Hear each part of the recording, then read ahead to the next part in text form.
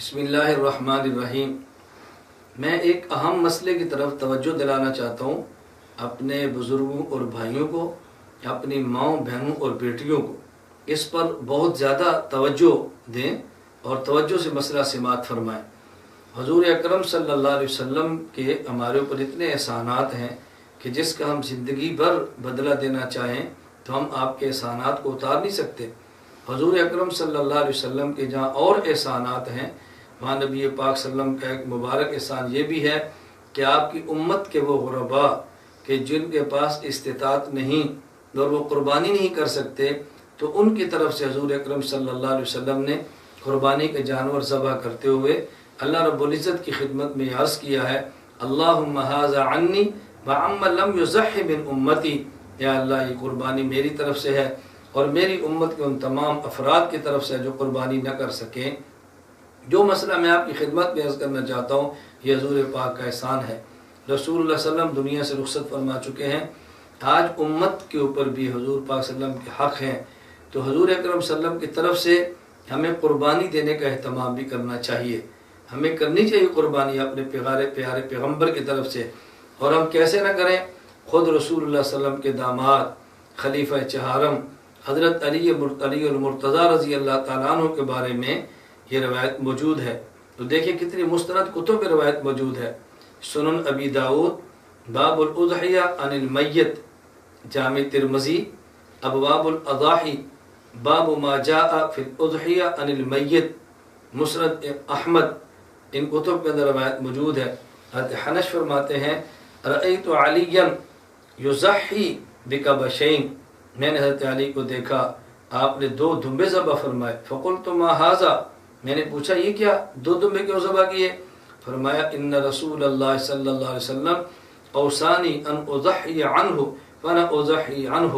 نبی پاک صلی اللہ علیہ وسلم نے مجھے وصیت فرمائی تھی کہ میں آپ کی طرف سے قربانی کروں، لہٰذا میں آپ کی طرف سے قربانی کر رہا ہوں۔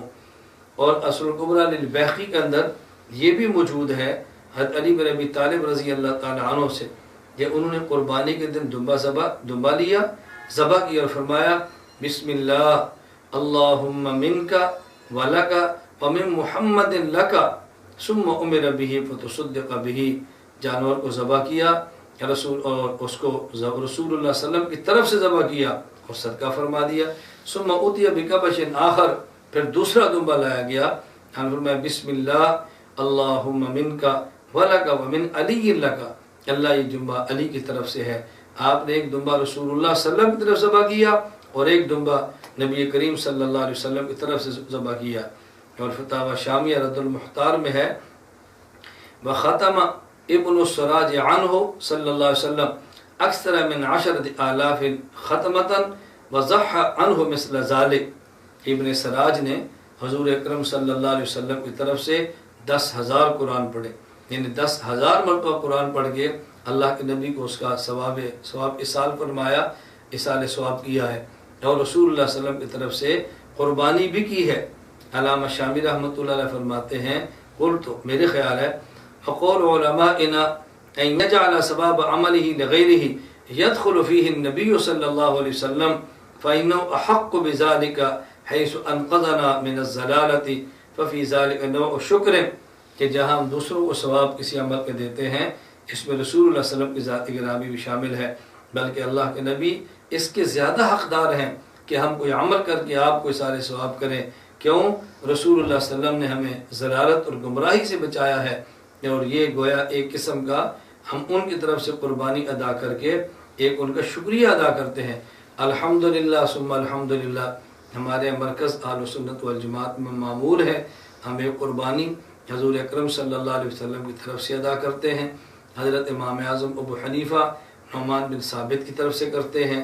اور حضرت حجت الاسلام رئیس المناصرین مولانا محمد امین صفدر اکاڑوی نبر اللہ مرقدہ کی طرف سے بھی قربانی دی جاتی ہے، اور کیسا معمول ہے، اللہ قبول فرمائے۔ میں خود اس کا اہتمام کرتا ہوں کہ رسول اللہ صلی اللہ علیہ وسلم کی طرف سے قربانی کروں۔ میرے یہ بتانے کا مقصد حاشا وکلا واللہ ہرگز یہ نہیں ہے کہ میں کوئی اپنا عمل آپ کی خدمت میں پیش کر رہا ہوں۔ میرا مقصد صرف یہ ہے کہ جن کو ہم سے محبت ہے، ہمارے اوپر اعتماد ہے، وہ شرح صدر کے ساتھ رسول اللہ صلی اللہ علیہ وسلم کی طرف سے قربانی کرنے کا اہتمام فرمائیں۔ یہ رسول اللہ صلی اللہ علیہ وسلم کا شکریہ ہے اور نبی پاک صلی اللہ علیہ وسلم کے حقوق کی ادائیگی میں سے ایک معمولی سا حق ہے، اللہ ہمیں قدر کرنے کی توفیق عطا فرمائے۔ رسول اکرم صلی اللہ علیہ وسلم اللہ پاک ان کو جزائے خیر عطا فرمائے، شب و روز محنت فرمائی، مار کھائی ہے، قربانیاں دی ہیں، امت کو کفر سے بچایا، ضلالت سے بچایا، اور رسول صلی اللہ علیہ وسلم کی محنت کی برکت سے آج ہم ایمان کی دولت سے مالا مال ہے۔ اللہ ہمیں قدر کی توفیق عطا فرمائے۔